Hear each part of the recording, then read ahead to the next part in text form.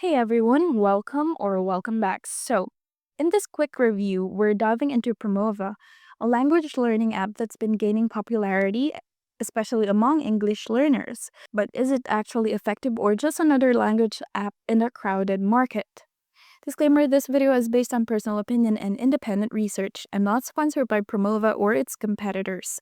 Your experience may vary, so always do your own research before purchasing. According to the official Promova website, the platform offers personalized English learning with vocabulary, grammar, and pronunciation lessons, AI-powered learning plans, bite-sized interactive practice lessons, and access to one-on-one tutoring and conversation clubs.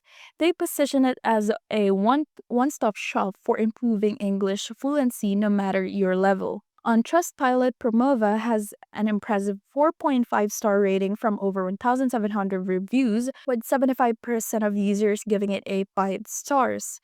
One reviewer said, "I enjoyed all of it. The practice section made me pay attention to each part of the phrases and remember them. Nice start. Hope it will be as cool as it is now."